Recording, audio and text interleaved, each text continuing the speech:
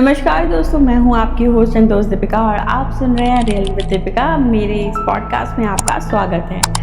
तो चलिए, आज के इस पॉडकास्ट में मेरे साथ आप अपनी आंखें बंद कीजिए और कल्पना कीजिए हजारों फीट ऊंचे बर्फीले पहाड़ों की, जहाँ की हवा इतनी पतली है कि वहाँ पे हर एक सांस भी तपस्या है, जहाँ हर रात आज भी आकाशगंगा एक दूधिया नदी की तरह बहती हुई दिखाई देती है, और जहाँ स्थित है एक मंदिर जो सिर्फ पत्थर या लकड़ी के ढांचों से नहीं बना हुआ, जो आज तक समय का साक्षी भी है, जिसने हजारों वर्ष बर्फीले पहाड़ों के बीच में और हिमपात के साथ बिताए हैं। तो आज मैं बात करने जा रही हूँ केदारनाथ मंदिर की।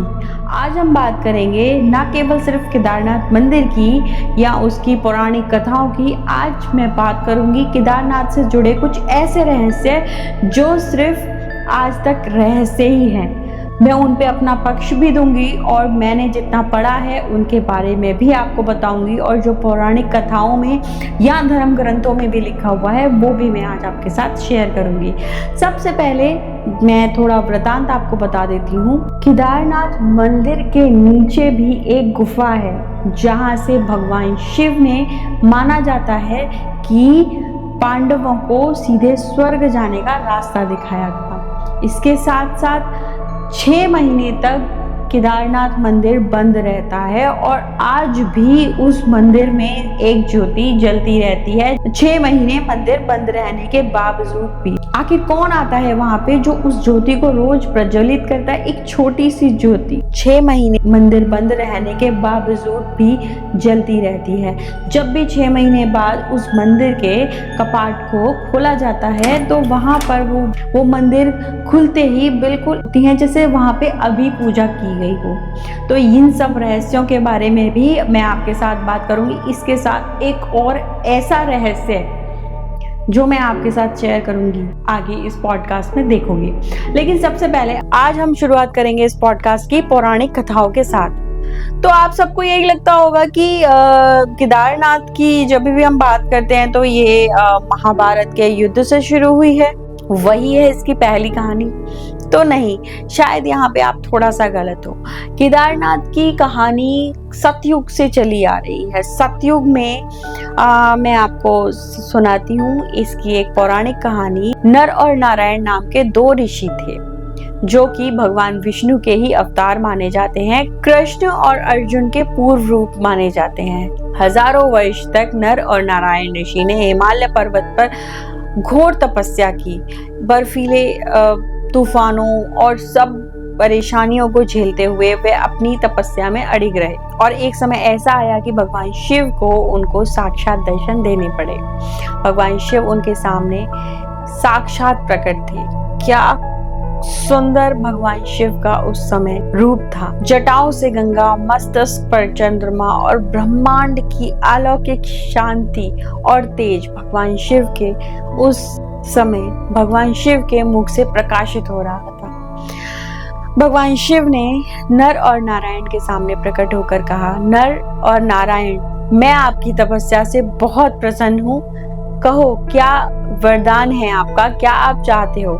तब नर और नारायण ने भगवान शिव के सामने हाथ जोड़कर कहा कि हे भगवान शिव, आप हमारी तपस्या से प्रसन्न हैं, तो सिर्फ हम आपसे इतना ही चाहते हैं कि आप इस केदार क्षेत्र में ज्योतिर्लिंग के रूप में विराज हो जाइए, जिससे कि आगे आने वाले समय में कलयुग में जब मानव अपने पथ से भटक जाए तो यहाँ सिर्फ आपके दर्शन मात्र से ही वे अपने सारे कष्टों, सारे पापों का पश्चाताप कर सके और वह आपके दर्शनों का लाभ उठा सके।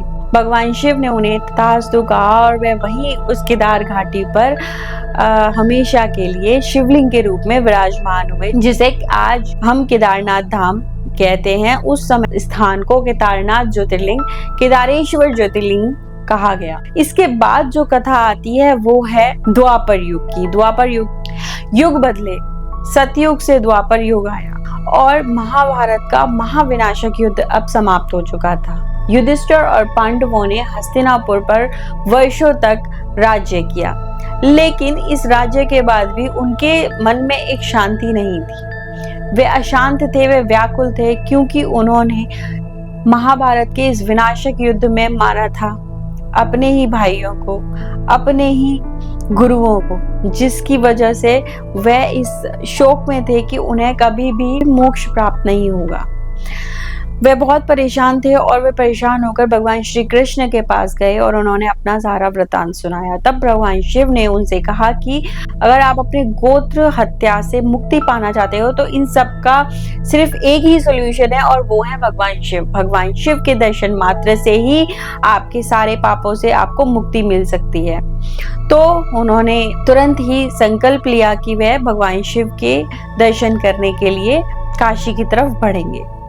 भगवान शिव के दर्शन करने के लिए जैसे ही वे काशी की तरफ बढ़े, भगवान शिव को उनके आने का अनुमान हुआ और वे वहां से विलुप्त हो गए, क्योंकि भगवान शिव उनको दर्शन नहीं देना चाहते थे। वे बहुत ही रुष्ट थे पांडवों से, क्योंकि वे जानते थे कि महाभारत का ये जो युद्ध हुआ है वे एक अच्छाई के लिए हुआ है, लेकिन पांडवों ने जो किया है वो सही नहीं था। भगवान शिव ऐसा मानते थे, तो इस वजह से भगवान शिव उनसे बहुत रुष्ट थे। भगवान शिव काशी से हिमालय की तरफ आगे बढ़े और उनका पीछा करते करते पांडव भी उनके पीछे पीछे चले गए। तो पांडव ने जहाँ पे काशी के बाद रुख रखा वह था गुप्त काशी, जहाँ से आज हम अपनी केदारनाथ की यात्रा का आरंभ करते हैं। तो गुप्त काशी में जैसे ही पांडव पहुंचे, उन्होंने सारे में देखा, पर भगवान शिव ने उस समय अपना वेश बदल लिया था।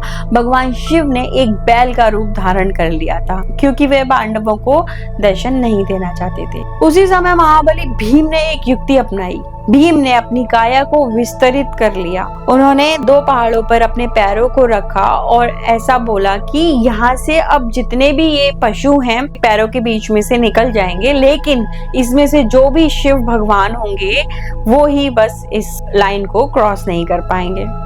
ऐसा ही हुआ।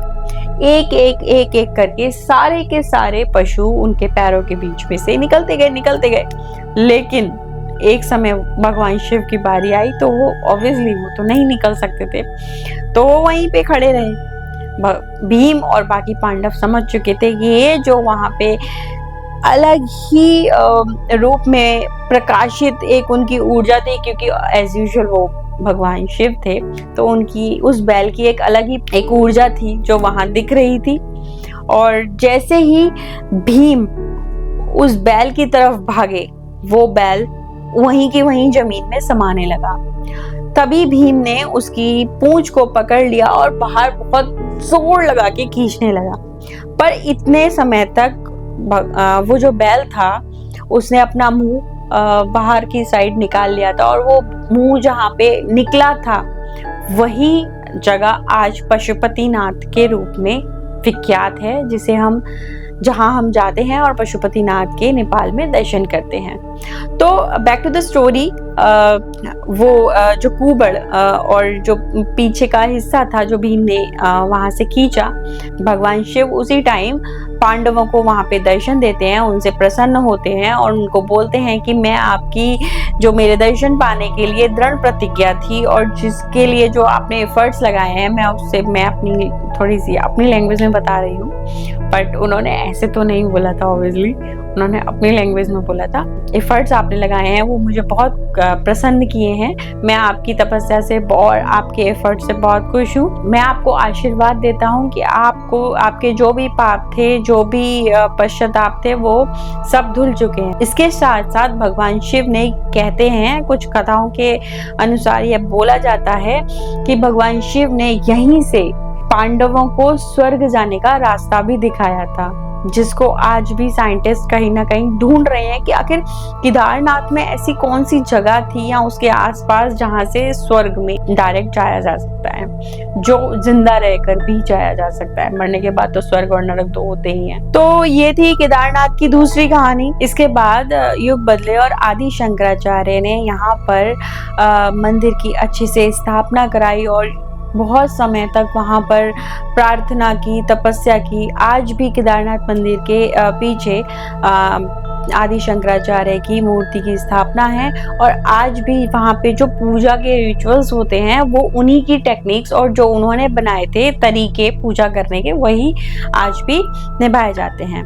तो इसके बाद मैं आपके साथ कुछ शेयर करूंगी ऐसी बातें जो थोड़ी सी रहस्यमयी हैं। ये तो हुई पौराणिक कथा, अब हम बात करेंगे रहस्यमयी कथाओं के बारे में। तो केदारनाथ की कहानी बस यहीं पे खत्म नहीं होती, यहाँ से तो इवन रहस्य की परतें खुलना शुरू होती है। केदारनाथ का मंदिर कत्यूरी शैली से बना है और यहाँ जो पत्थरों का यूज किया गया है वो हजारों किलो से भी ज्यादा हैवी है और इसके साथ साथ ना ही इस मंदिर को बनाने में कोई सीमेंट का यूज किया गया है। इंटरलॉकिंग सिस्टम, इंटरलॉकिंग टेक्निक, सोचिए उस समय जब ये मंदिर बना होगा उस समय कैसे विज्ञान, किस तरह का विज्ञान रहा होगा, क्योंकि उस टाइम तो साइंटिस्ट भी नहीं थे। तो क्या ऋषि मुनि और ये जो जिन लोगों ने ये मंदिर को बनाया था उन्हें पहले से ही आभास था कि इस तरह का मंदिर इस तरह की जगह पे, इतनी बर्फीली जगह पे इस तरह से बना के या इंटरलॉकिंग सिस्टम से कैसे बनाया जा सकता है, मतलब कितना ही अद्भुत रहा होगा वो।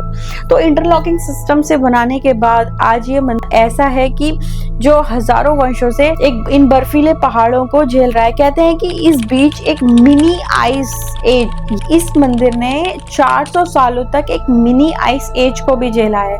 400 साल, 1300 ईस्वी से लेके 1700 ईस्वी तक कहते हैं कि यह मंदिर 400 साल तक, जब ये मिनी आइस एज के बीच में दबा हुआ तो वहां सिर्फ बर्फ नहीं होते हैं कुछ ऐसे विशाल पत्थर, कुछ रसायन, कुछ ऐसी चीजें होती हैं उसके अंदर जो किसी भी मंदिर, किसी भी पत्थर को तहस नहस कर सकती हैं। पर इस मंदिर का पाल भी पाका नहीं हुआ। 4 साल तक उस बर्फ की चट्टानों से घिरे होने के बावजूद भी आज केदारनाथ का मंदिर वैसा का वैसा ही है। तो यह किसी चमत्कार से कम नहीं है, किसी रहस्य से कम नहीं है। इसके बाद मैं आती हूँ दूसरे रहस्य की तरफ।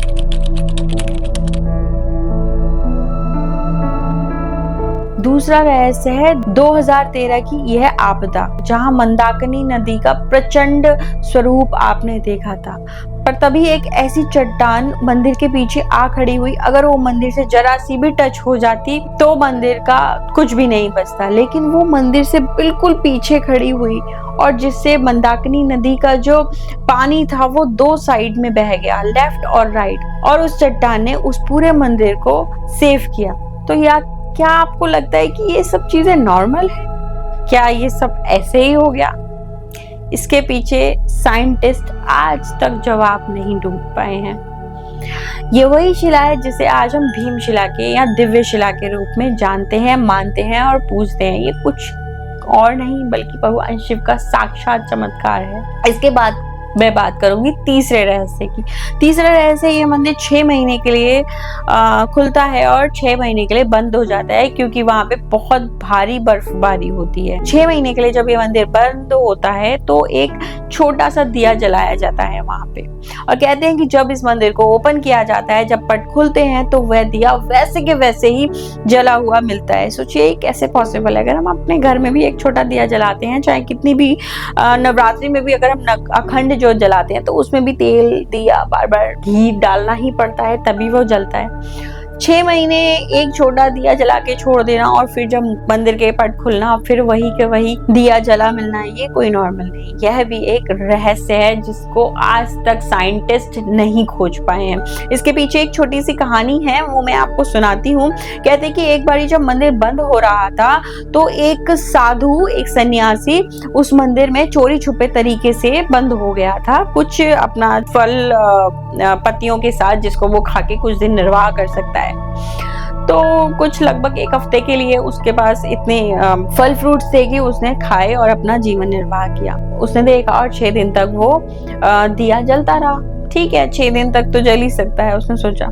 लेकिन जब 6 दिन के बाद उसका सारा खाना खत्म होने लगा, जो फल फ्रूट्स तो अपने साथ लाए थे, अब वो भगवान शिव से प्रार्थना करने लगा कि क्या भगवान शिव मैं ऐसे ही मर जाऊंगा भूख से और मुझे कुछ नहीं मिलेगा। वो रोते रोते उसी भगवान शिव की शिला पर अपना सिर रखकर सो गया। जब वह उठता है तो वो दिया वैसे ही जला हुआ उसको मिलता है और उसमें घी और बढ़ चुका होता है और उसके आसपास बहुत सारे फल फ्रूट्स होते हैं। 6 महीने तक ऐसा ही चलता रहा और 6 महीने बाद जब पट खुले तो लोगों ने उस पे ऑब्वियसली बहुत गुस्सा किया कि तुमने ऐसे क्यों किया, और उससे पूछा भी कि क्या तुमने अंदर देखा, तो उसने सिर्फ और सिर्फ यही बताया, मुझे नहीं पता ये क्या हुआ, कैसे रोज चमत्कारी तरीके से वो दिया का घी अपने आप ही बढ़ने लगता था और कुछ ऐसी अलौकिक शक्तियां आती थी जो मेरे पास अपने आप ही अदृश्य तरीके से वो फल फ्रूट्स मेरे पास रख के चली जाती थी, जिससे की वजह से मैं आज भी जिंदा हूँ। तो यह कुछ और नहीं है, भी एक चमत्कार है जो कि आज भी साइंटिस्ट खोजते रहे हैं और शायद खोजते ही रहेंगे। हर चीज साइंस के हिसाब से शायद नहीं हो सकती है। इसके बाद अब जो मैं चौथे रहस्य की तरफ जा रही हूँ, ये कहीं ना कहीं आपके तीसरे वाले रहस्य से थोड़ा सा जुड़ा हुआ है, लेकिन ये आपके रोंगटे खड़े कर सकता है। कहते हैं कि केदारनाथ मंदिर के नीचे एक और ऐसी गुफा है जो डायरेक्ट स्वर्ग लोक को खुलती है, जिसको आज भी साइंटिस्ट ढूंढ रहे हैं। और आप ऐसे काफी और वीडियोस YouTube पे भी सर्च कर सकते हैं जिन्होंने इस चीज का दावा किया है।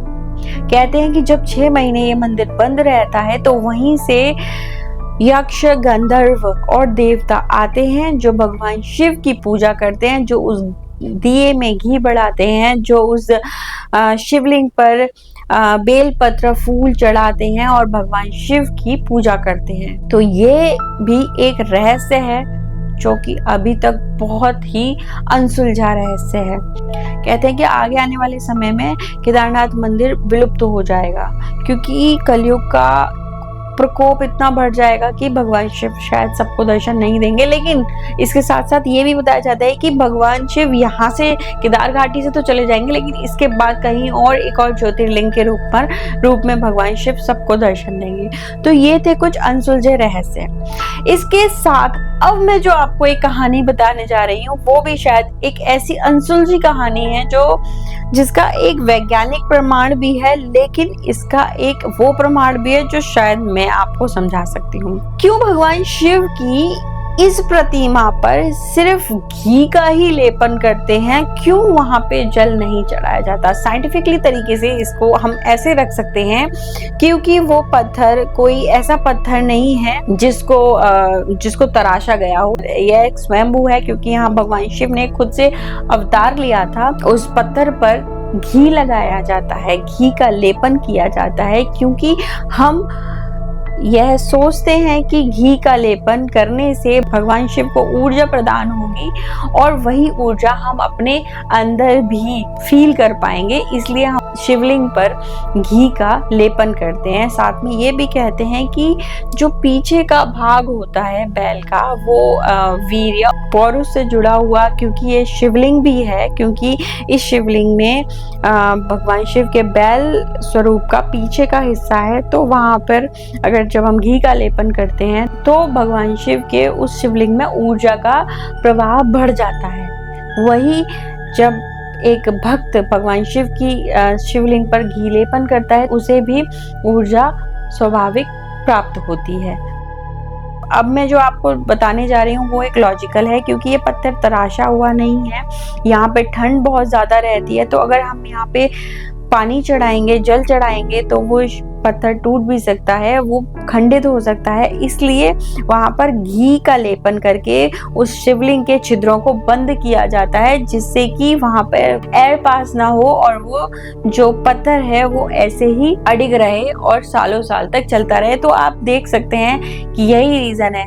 लोग बोलते हैं कि 1200 साल पुराना है ये केदारनाथ शिवलिंग, लेकिन अगर आप पुराणों को पढ़ोगे तो इस शिवलिंग की रहस्यता यह बताई गई है कि 5000 साल से भी पुराना है, जिसने क्या कुछ नहीं झेला। 2013 की वो आपदा जो कितनी जानों को ले गई, पर हमारा केदारनाथ शिवलिंग, केदारनाथ धाम आज भी वैसे का वैसा ही है। मैं लास्ट में इन सब कहानियों और रहस्यों को बताने के बाद आपसे इतनी ही विनती करूंगी, ये मेरी पर्सनल विनती है। केदारनाथ धाम एक पिकनिक स्पॉट नहीं है, यह एक ऊर्जा का धाम है, यह एक भगवान की ज्योति को फील करने का धाम है। यहाँ पर जाइए और शिव भगवान के दर्शन कीजिए, उनको महसूस कीजिए, ना कि जाके वहाँ पे सिर्फ और सिर्फ इंस्टाग्राम और रील के लिए वहाँ पे जाइए। वहाँ पे लोग प्रपोज कर रहे हैं, वहाँ पे जानवरों को प्रताड़ित किया जाता है, वहाँ पे पता नहीं ऐसी बहुत सारी चीजें होती हैं जो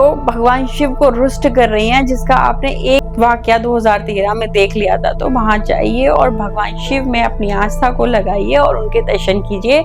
मैं मिलती हूँ आपसे अगले एपिसोड में एक नई रहस्यमयी कथा के साथ, और हो सकता है कि किसी हॉरर स्टोरी के साथ। तो मुझे बताइए कमेंट सेक्शन में कि आपको मेरी ये केदारनाथ की कथा कैसी लगी, केदारनाथ के रहस्य कैसे लगे, और किस रहस्य के साथ आप मेरे साथ तालमेल बैठा पा रहे हैं, मुझे कमेंट सेक्शन में जरूर बताइए। तब तक के लिए हर हर महादेव, जय महाकाली।